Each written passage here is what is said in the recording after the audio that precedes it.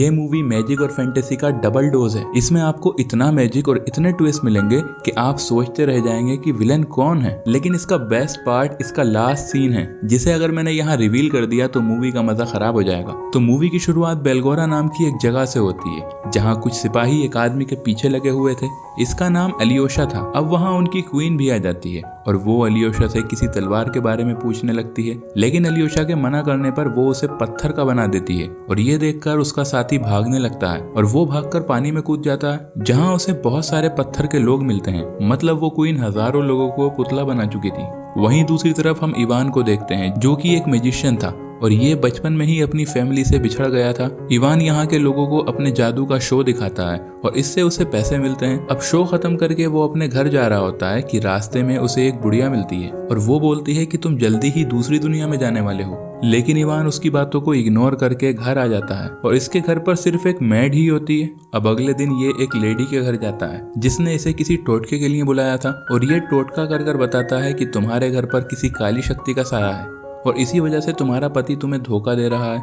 उसके बाद वो वहाँ पर एक टोटका करता है और इस टोटके के बदले में इस लड़की से बहुत सारे पैसे लेता है। इसके बाद इवान को एक डॉक्टर बुलाती है। वो बोलती है कि यहाँ एक लड़का है जो कि काफी टाइम से कोमा में है और मैं चाहती हूँ कि तुम कोई टोना टोटका करके इसे होश में ले आओ। मगर इवान उसे देखकर बोलता है कि मैं इसे ठीक नहीं कर सकता और वो अपसेट होकर वहाँ से जाने लगता है और उसे अपने बचपन का एक फ्लैशबैक भी याद आता है, जब वो ऑर्फनेज में रहता था और वहाँ के सारे बच्चों ने मिलकर उसे एक कमरे में बंद कर दिया था, जिसके बाद उसने एक पिन से वो ताला खोल लिया था और तब से आज तक ये लकी पिन उसी के पास थी। तभी रेस्टोरेंट में बैठे इवान के पास उस लेडी का पति आ जाता है और वो उसके टोटके करने पर भड़कने लगता है।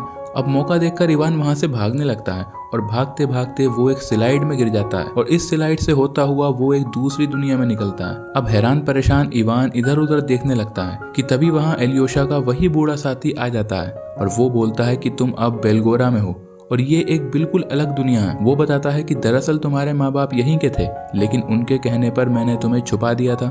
लेकिन इवान उसकी बात का यकीन नहीं करता और तब वो बूढ़ा मैजिक करता है और अपने पीछे निकली पूंछ देखकर इवान शॉक्ड हो जाता है। अब वो बूढ़ा इवान को एक रिंग देता है और बोलता है कि तुम्हें इस जगह को बचाना होगा, लेकिन इससे पहले कि वो कुछ और बताए एक तीर आकर उसे लगता है और वो मर जाता है। इसके बाद गार्ड्स इवान को पकड़ लेते हैं और उसे ले जाकर किन डुबर्नियों के सामने पेश करते हैं। लेकिन यहाँ राजा इवान के हाथ की रिंग देखकर उसे आजाद कर देता है। वो बताता है कि तुम तो मेरे भाई हो जो कहीं खो गए थे और वो उसे सबसे इंट्रोड्यूस कराता है। उसके बाद वो उसे क्वीन से मिलवाता है। अब क्वीन उसे महल घुमाने ले जाती है और धोखा देकर उसे कैद खाने में बंद कर देती है। अब जेल में इवान कोशी नाम के एक आदमी से मिलता है, जिसके बॉडी पार्ट्स को काटकर बर्फ में कैद करा होता है। कोशी इवान से कहता है कि मैं जानता हूँ कि तुम कौन हो और इवान के पूछने पर वो बताता है कि तुम अलीशा के बेटे हो और इसीलिए तुम्हें यहाँ लाया गया है। तभी गार्ड्स वहाँ एक और कैदी को ले आते हैं, जो कि एक विच थी। अब इवान कोशी से पूछता है कि मुझे अपनी दुनिया में जाने का रास्ता बताइए।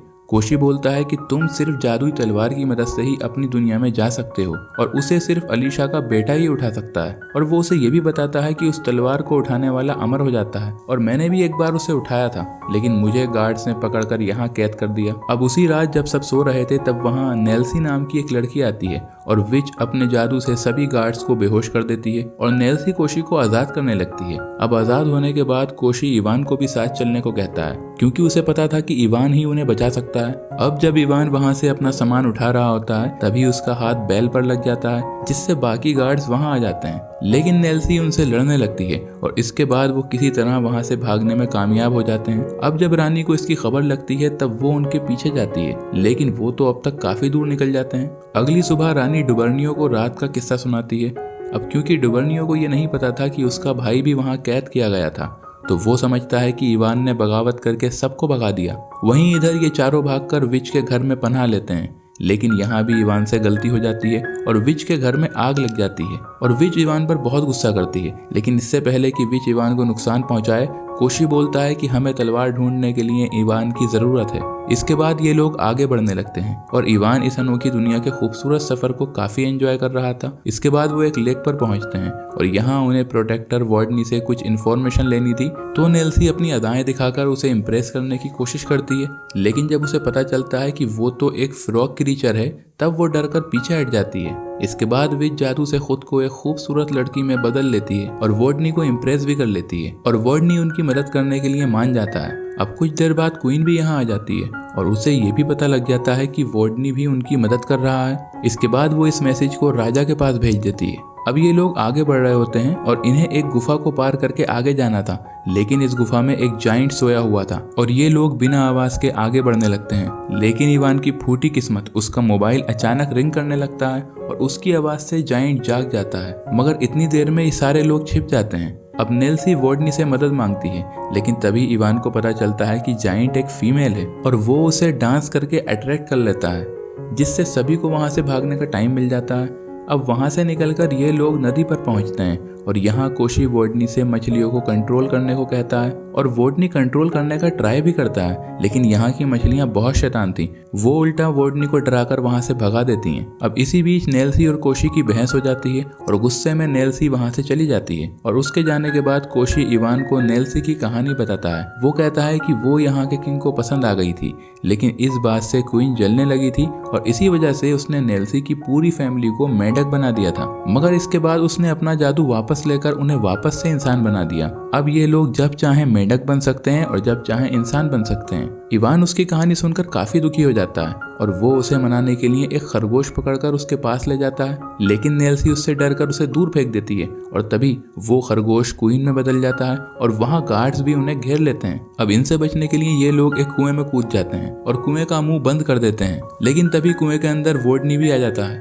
और वो विच पर गुस्सा करने लगता है क्योंकि उसी ने उन सबको धोखा दिया था। इसके बाद वॉर्डनी उनकी भागने में मदद करता है और खुद क्वीन का मुकाबला करने के लिए वहीं रुक जाता है, लेकिन क्वीन उस बेचारे को अपने जादू से मार देती है। अब ये लोग वहां से बाहर निकल आते हैं, लेकिन इवान यहाँ से अपनी दुनिया में वापस जाना चाहता था और ये बात नेल्सी को उदास कर जाती है क्योंकि वो इवान को पसंद करने लगी थी। अब अगली सुबह जब ये लोग सोकर उठते हैं तब क्वीन अपने गार्ड्स के साथ इन्हें घेर लेती है, लेकिन नेल्सी इनसे लड़ने लगती है और इन्हें कड़ी टक्कर देती है, लेकिन तभी वो नीचे गिर जाती है। मगर गिरते हुए वो खुद को एक फ्रॉग में बदल लेती है और उसकी जान बच जाती है। अब ऊपर क्वीन इन लोगों को बंदी बना लेती है और इवान को अपने साथ ले जाती है, लेकिन रास्ते में मौका देखकर इवान यहाँ से भाग निकलता है और एक अजीब जगह पहुंच जाता है जहाँ की जमीन में चारों तरफ तलवारें धसी हुई थी। तभी क्वीन भी उसके पीछे यहाँ आ जाती है और इवान पर हमला कर देती है। अब इवान खुद को बचाने की जी तोड़ कोशिश करता है और इसी में उसके हाथ असली जादुई तलवार आ जाती है और इवान का हाथ लगते ही वो चमकने लगती है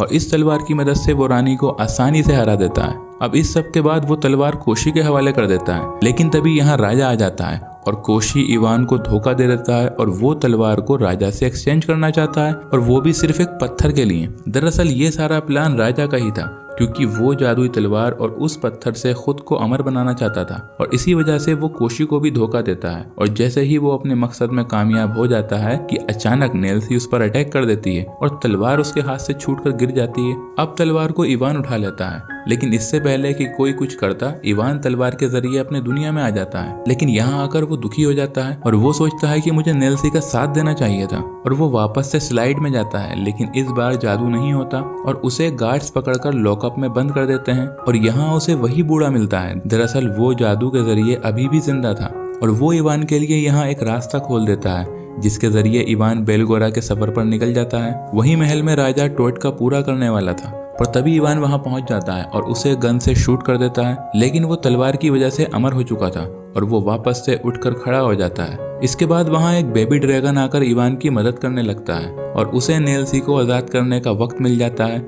अब नेल्सी उसे कहती है कि तुम्हें राजा को मारने के लिए उसका पत्थर तोड़ना होगा। इसके बाद इवान राजा को डिस्ट्रैक्ट करने लगता है और उसका मकसद समझकर राजा तलवार के बिना ही उससे भिड़ जाता है, जबकि इधर क्वीन और नेल्सी भी आपस में लड़ने लगती हैं। अब इस फाइट के दौरान इवान को पता चलता है कि उसके पिता को राजा और रानी ने मिलकर पत्थर का बना दिया था। वहीं कोशी मौका पाकर पत्थर को उठा लेता है और सब समझ रहे थे कि कोशी पत्थर का गलत इस्तेमाल करेगा, लेकिन वो उसे तलवार से तोड़ देता है जिससे कोशी और राजा दोनों मर जाते हैं और ये देखकर क्वीन पतली गली से निकल जाती है। अब स्टोन के टूटने से सभी पुतले वापस से जिंदा हो जाते हैं और इवान अपने पापा से मिलता है और ये दोनों काफी इमोशनल हो जाते हैं। इसके बाद इवान इस दुनिया में रुकने का फैसला करता है और वो बाद में नेल्सी से शादी भी कर लेता है और एक दिन वो वापस अपनी दुनिया में आता है और उस कोमा वाले बच्चे को एक सीरम पिलाता है जिससे वो बच्चा ठीक हो जाता है। और गाइस यही वो सीन था जिसकी मैंने शुरू में बात की थी, क्योंकि हमें लगा था कि वो बच्चा मूवी में डाला ही क्यों गया है, लेकिन अब तो आपको पता चल ही गया होगा।